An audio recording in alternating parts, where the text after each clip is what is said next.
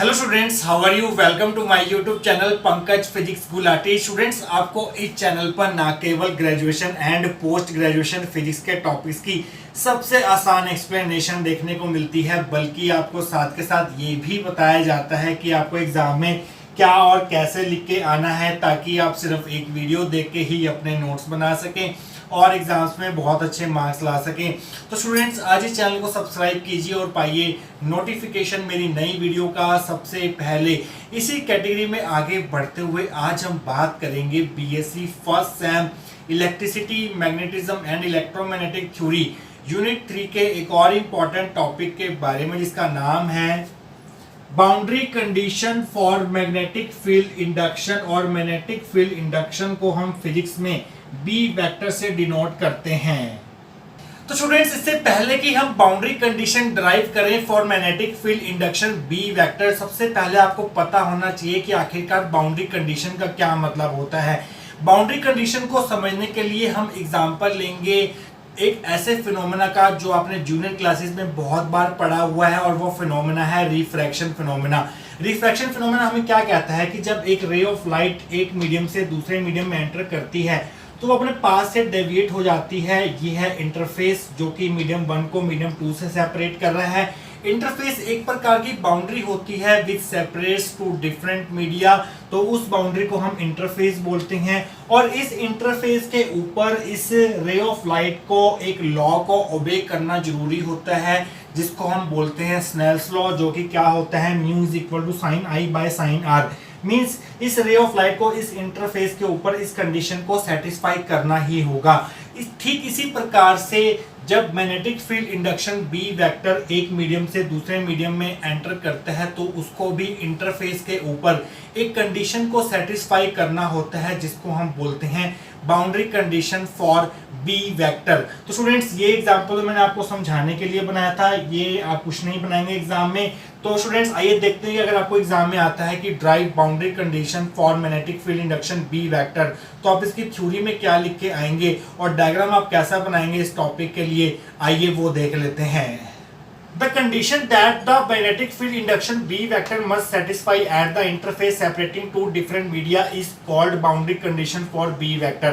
तो boundary condition for B vector से मतलब हमारा उस कंडीशन से है जो magnetic field induction B vector को सेटिस्फाई करनी ही होगी एट द इंटरफेस। कौन से इंटरफेस के ऊपर? इस इंटरफेस के ऊपर जो दो डिफरेंट मीडिया को सेपरेट कर रहा होगा। ये मीडियम 1 है जिसकी अपनी कुछ प्रॉपर्टीज हैं, ये मीडियम 2 है इसकी अपनी कुछ प्रॉपर्टीज हैं। और स्टूडेंट्स, आप एक बात का ध्यान रखेंगे, ये जो इंटरफेस है इसकी थिकनेस जो है वो बहुत ही स्मॉल है। हम एक एग्जांपल ले सकते हैं इंटरफेस का। मान लीजिए ये हमारी एक शीट ऑफ पेपर है जो कि इंटरफेस का काम करेगी, बाउंड्री का काम करेगी बिटवीन टू डिफरेंट मीडिया।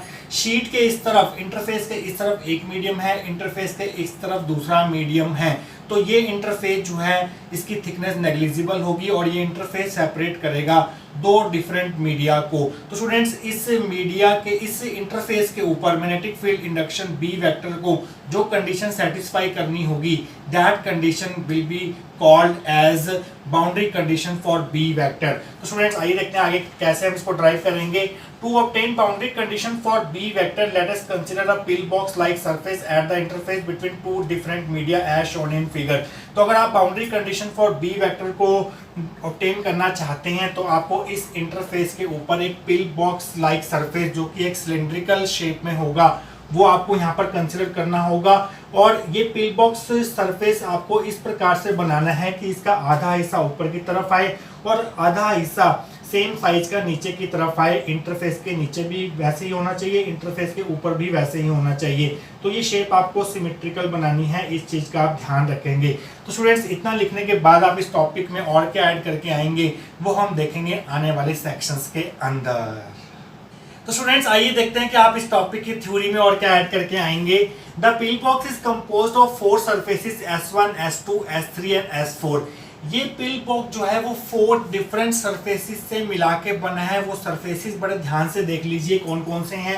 पहला सरफेस है S1, जो कि इस पिल बॉक्स का सबसे ऊपर वाला टॉप मोस्ट सरफेस है, जो कि मीडियम 1 में है। जो दूसरा सरफेस है वो है S2, जो कि सबसे नीचे वाला सरफेस है इस पिल बॉक्स का, जो कि मीडियम 2 के अंदर है। और S3 सरफेस कौन सा है? देखिए स्टूडेंट्स, इस पिल बॉक्स को हम दो आइडेंटिकल सिलेंडर्स में डिवाइड कर सकते हैं। एक सिलेंडर, हाफ सिलेंडर ऊपर वाले मीडियम में, हाफ सिलेंडर नीचे वाले मीडियम में है। जो ऊपर वाला सिलेंडर है, ये वाला जो सिलेंडर है, इसका जो कर्व्ड सरफेस है दैट सरफेस इज S3, और जो नीचे वाला सिलेंडर है जो मीडियम 2 में है, और इस नीचे वाले सिलेंडर का जो कर्व सरफेस है दैट इज S4। तो पिल बॉक्स जो है वो 4 डिफरेंट सरफेसेस से मिला के बना है। आप चाहे तो बता सकते हैं कौन कौन से सरफेसेस हैं। S1 equal to top most और upper surface of pill box. S1 जो है सबसे ऊपर वाला टॉप मोस्ट सरफेस है, अपर सरफेस है इस पिल बॉक्स का। S2 lower most surface of pill box. S2 जो है वो सबसे नीचे वाला सरफेस है इस पिल बॉक्स का।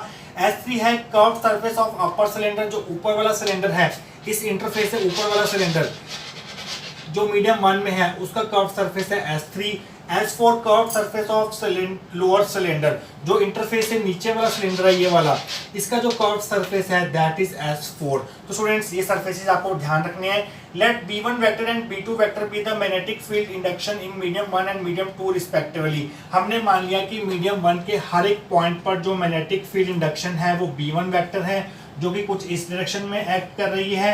और स्टूडेंट्स मीडियम 2 के हर एक पॉइंट पर जो मैग्नेटिक फील्ड इंडक्शन है उसको हमने B2 वेक्टर मान लिया, जो कि इस डायरेक्शन पे एक्ट कर रही है हर एक पॉइंट ऑफ मीडियम 2 के अंदर। तो स्टूडेंट्स इतना लिखने के बाद आप इस टॉपिक में और क्या ऐड करके आएंगे वो हम देखेंगे आने वाले सेक्शंस के अंदर। तो स्टूडेंट्स आगे बढ़ने से पहले आपको एक इम्पॉर्टेंट इंफॉर्मेशन देनी है। Electricity, magnetism and electromagnetic theory, इस फुल पेपर की जो प्लेलिस्ट है वो ऊपर आपको आई बटन में मिल जाएगी, जिसमें सभी यूनिट्स के इंपॉर्टेंट टॉपिक्स के वीडियोस आपको मिल जाएंगे। तो स्टूडेंट्स आगे बढ़ते हैं। देखिए स्टूडेंट्स, हमें बाउंड्री कंडीशन ड्राइव करनी है magnetic field induction B vector के लिए। तो उसके लिए हमें कौन सी मैक्सवेल इक्वेशन यूज करनी होगी जिसमें बी वेक्टर आएगा, और मैक्सवेल की जो इक्वेशन होती है मैग्नेटिक फील्ड इंडक्शन के लिए वो क्या होती है। आप लाइन लिखेंगे, from Maxwell's equation for magnetic field induction B vector we have divergence of B vector is equal to 0। ये है magnetic field induction B vector के लिए मैक्सवेल की इक्वेशन, जिसकी डेरिवेशन हम मैक्सवेल इक्वेशन की डेरिवेशन वाले वीडियो में कर चुके हैं। तो स्टूडेंट इसी को यूज करके हम magnetic field induction B vector की बाउंड्री कंडीशन को डिराइव करेंगे। Integrating above equation over the volume enclosed by pill box we have. अब हमें इस इक्वेशन के दोनों तरफ इंटीग्रेशन करना है over the volume enclosed by pill box. तो हमें क्या मिलेगा ये देखते हैं। वॉल्यूम हम मान लेते हैं पिल बॉक्स का V है, तो ऊपर वाली इक्वेशन का अगर हम वॉल्यूम इंटीग्रल करते हैं तो हमें मिलेगा divergence of B vector dv equal to 0 का इंटीग्रेशन 0 हो जाएगा। तो स्टूडेंट्स यहाँ तक हम पहुँच चुके हैं, इसको हम दे देते हैं इक्वेशन नंबर 1। अब हमें क्या करना है, इस वॉल्यूम इंटीग्रल को सरफेस इंटीग्रल में कन्वर्ट करना है, because we are dealing with 4 different kinds of surfaces. तो अब हमें इसे वॉल्यूम इंटीग्रल को सरफेस इंटीग्रल में कन्वर्ट करना जरूरी है।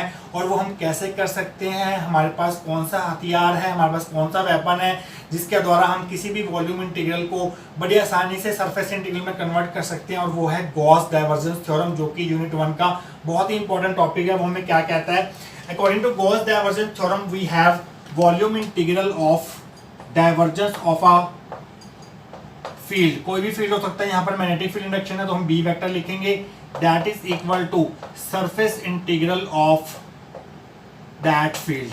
सरफेस इंटीग्रल किसका, बी वेक्टर का, साथ में एन कैप, साथ में ds। तो स्टूडेंट्स ये होगी हमारी सेकंड इक्वेशन।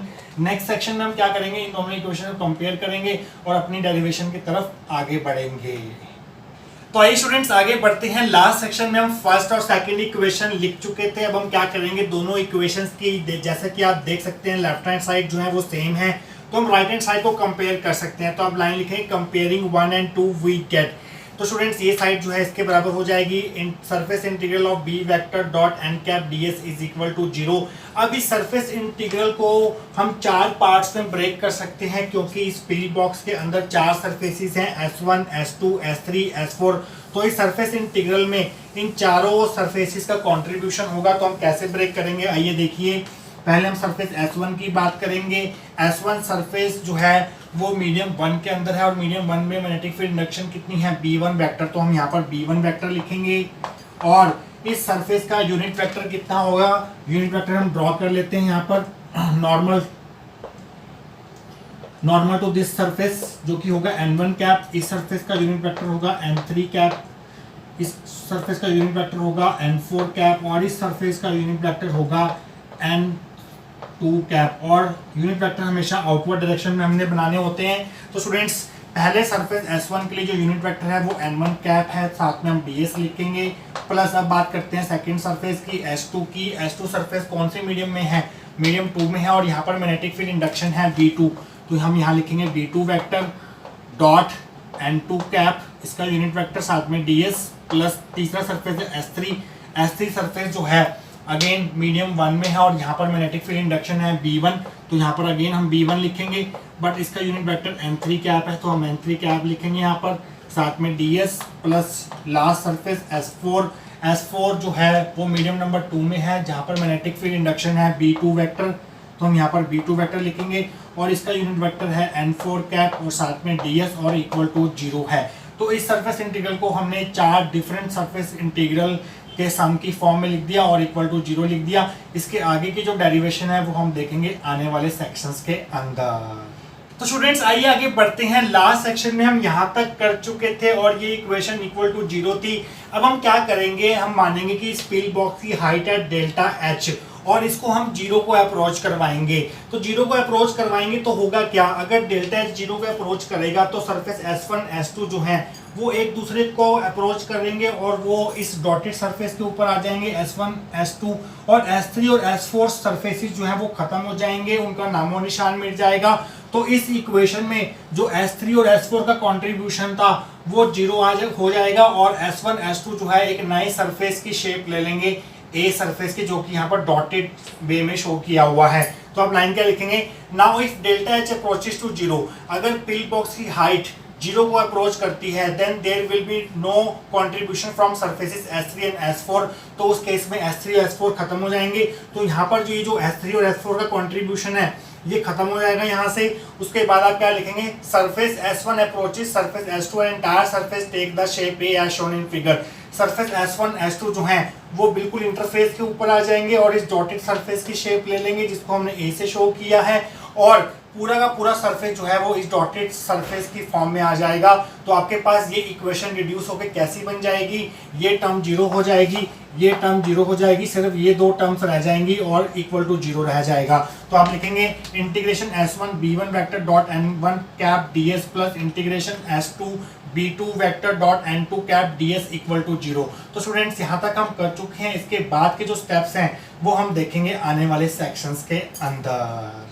तो स्टूडेंट्स आइए आगे बढ़ते हैं। लास्ट सेक्शन में हम यहाँ तक निकाल चुके थे, इसको थोड़ा और सिंप्लीफाई करते हैं। देखिए स्टूडेंट्स, अब S1 S2 सरफेस जो है वो एक दूसरे को अप्रोच कर गए हैं। S1 S2 जो है दोनों को अप्रोच करके एक दूसरे को अप्रोच करके वो सरफेस A में कन्वर्ट हो गए हैं, क्योंकि डेल्टा एच अप्रोचेस टू 0 हमने लेट किया है। तो उस केस में S1 S2 जो है वो A के बराबर हो गए हैं। तो दोनों इंटीग्रल्स को हम कंबाइन कर सकते हैं, integration over close surface A B1 vector dot n1 cap plus B2 vector dot n2 cap ds is equal to 0। दोनों इंटीग्रल्स को हमने कंबाइन कर दिया क्योंकि S1 S2 दोनों बराबर होके A के बराबर हो गए हैं। तो स्टूडेंट्स इस ब्रैकेटेड टर्म को हम बाहर ले लेते हैं तो अंदर आ जाएगा integration A ds is equal to 0। तो स्टूडेंट्स इस सरफेस का एरिया कितना होगा, A के बराबर होगा। तो इसका जो सरफेस इसका जो इंटीग्रल निकल के आएगा ds का वो A के बराबर होगा, तो हम यहाँ पर A लिख देंगे। तो स्टूडेंट्स अब आगे के क्या करेंगे, क्या A 0 हो सकता है? अगर इन दोनों टर्म्स का प्रोडक्ट 0 है तो इसका मतलब या तो ये 0 है या ये 0 है, बट A 0 हो नहीं सकता, तो इसका मतलब ये ब्रैकेटेड टर्म 0 होगी। तो हम क्या लिखेंगे, B1 vector dot n1 cap plus B2 vector dot n2 cap is equal to 0 because A is not equal to 0। A 0 नहीं हो सकता। तो स्टूडेंट्स अब हम क्या करेंगे, B1 वेक्टर को दो पार्ट्स में स्प्लिट करेंगे। B1 वेक्टर के दो कंपोनेंट्स होंगे, एक होगा टेंजेंशियल कंपोनेंट्स, डेल्टा एच को मैं यहाँ लिख देता हूँ अंदर। एक होगा टेंजेंशियल कंपोनेंट B1 वेक्टर का जिसको हम डिनोट करेंगे B1t से, जिसकी डायरेक्शन इस तरफ होगी। एक होगा नॉर्मल कंपोनेंट B1n वेक्टर जिसकी डायरेक्शन ऊपर की तरफ होगी। इसी तरह से B2 वेक्टर को भी हम दो कंपोनेंट्स में रिजॉल्व कर सकते हैं, tangential component of B2 that is denoted by B2t vector and normal component of B2 that is denoted by B2t। तो स्टूडेंट्स B1 वेक्टर को हम कैसे लिख सकते हैं, B1 वेक्टर को हम ऐसे लिख सकते हैं B1t प्लस B1n, क्योंकि ये वाला कंपोनेंट B B1n होगा, तो अगर हम triangle law of vectors addition लगाएं यहाँ पर तो स्टूडेंट्स तो b1 वेक्टर जो होगा इन दोनों कंपोनेंट्स का सम होगा। b1 vector is equal to b1t vector plus b1n vector. इसी तरह से b2 वेक्टर को हम ऐसे लिख सकते हैं b2t vector plus b2n vector. तो स्टूडेंट्स b1 वेक्टर की जगह हमने ये लिख दिया b1t vector plus b1n vector. b1 is the sum of these two components tangential and normal component dot n1 cap plus b2 को हमने लिख दिया sum of these two component b2t vector plus b2n vector, साथ में dot n2 cap is equal to 0।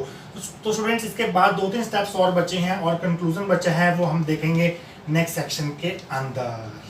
तो students finally हम पहुंच चुके हैं last section of this topic में। इससे पिछले सेक्शन में हम यहाँ तक कर चुके थे। आइए इसको थोड़ा सिंप्लीफाई करते हैं। b1t वेक्टर का डॉट प्रोडक्ट इसके साथ अलग लेंगे, इसके साथ अलग लेंगे, तो मीन्स n1 कैप को इन दोनों के साथ मल्टीप्लाई करते हैं तो हमें मिलेगा b1t vector dot n1 cap plus b1n vector dot n1 cap plus इसको इससे करेंगे और इसको इससे करेंगे dot product b2t vector dot n2 cap plus b2n vector dot n2 cap is equal to 0।